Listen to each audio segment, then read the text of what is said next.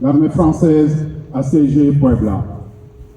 La Légion avait pour mission d'assurer sur 120 km la circulation et la sécurité des convois. Le colonel Jean Negro, qui commandait, apprend le 29 avril 1863 qu'un gros convoi emportant 3 millions en numéraire du matériel de siège et des munitions était en route pour Puebla. Le capitaine d'Anjou, son adjudant-major, le décida à envoyer au devant du convoi une compagnie. La 3e compagnie du régiment étranger fut désignée, mais elle n'avait pas d'officier disponible. Le capitaine d'Anjou en prend lui-même le commandement.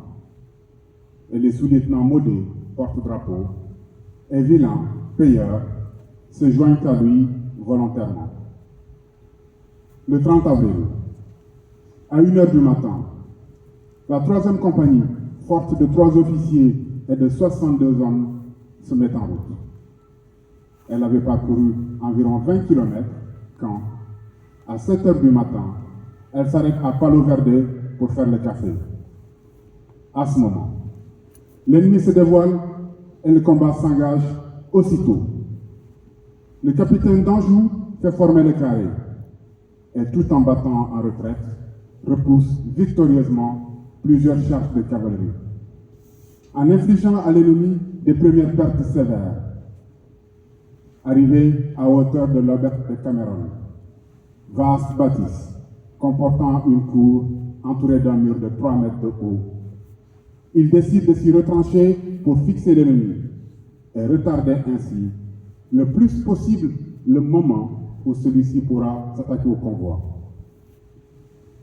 Pendant que les hommes organisent à la hâte la défense de cette auberge, un officier mexicain, faisant valoir la grosse supériorité du nombre, somme le capitaine d'Anjou de se rendre. Celui-ci fait répondre: « Nous avons des cartouches et ne nous rendrons pas. » Puis, levant la main, il jura de se défendre jusqu'à la mort et fit prêter à ses hommes le même serment. Il était 10 heures. Jusqu'à 6 heures du soir, ces 60 hommes qui n'avaient pas mangé ni bu depuis la veille, malgré l'extrême chaleur, la faim, la soif, résistent à 2000 Mexicains, 800 cavaliers, 1200 fantassins.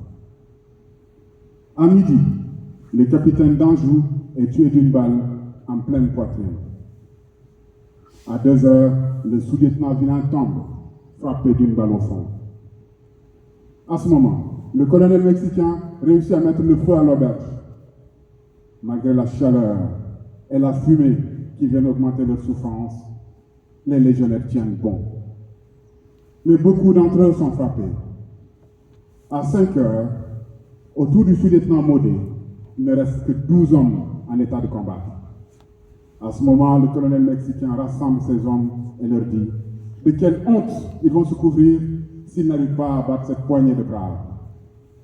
Un légionnaire qui comprend l'espagnol traduit au fur et à mesure ces paroles. Les Mexicains vont donner l'assaut général par les brèches qu'ils ont réussi à ouvrir, mais auparavant, le colonel Milan adresse encore une sommation au sous-lieutenant Modé. Celui-ci la repousse avec mépris. L'assaut final est donné. Bientôt, il ne reste autour de Modé que 5 hommes. Le caporal même, les légionnaires Cato, Vincel, Constantin, Léonard. Chacun garde encore une cartouche. Ils ont la baïonnette au canon et, réfugiés dans un coin de la cour, le dos au mur, ils font face. À un signal, ils déchargent leur fusil à bout portant sur l'ennemi et se précipitent sur lui à la baïonnette. Le sous-lieutenant Modé et 2 légionnaires tombent, frappés à mort. Men et ses 2 camarades vont être massacrés quand un officier mexicain se précipite sur eux et les sauve. Il leur crie: « Rendez-vous! Nous nous rendrons si vous nous promettez de relever et de soigner nos blessés, et si vous nous laissez nos armes. » Leur baïonnette reste menaçante. On ne refuse rien à des hommes comme vous, répond l'officier. Les 60 hommes du capitaine d'Anjou ont tenu jusqu'au bout leur serment. Pendant 11 heures, ils ont résisté à 2000 ennemis, en ont tué 300 et blessé autant.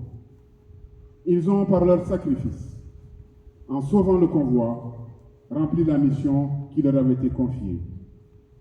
L'empereur Napoléon III décida que le nom de Cameron serait inscrit sur le drapeau du régiment étranger et que de plus, les noms de Danjou, Vilan et Modé seraient gravés en lettres d'or sur les murs des Invalides à Paris.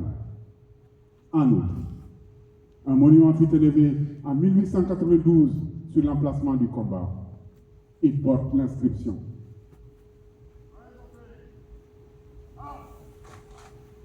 ils furent ici moins de 60, opposés à toute une armée.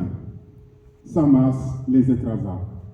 La vie, plutôt que le courage, abandonna ses soldats français le 30 avril 1863. À leur mémoire, la patrie reconnaissante éleva ce monument. Depuis lors, lorsque les troupes mexicaines passent devant le monument, elles présentent les armes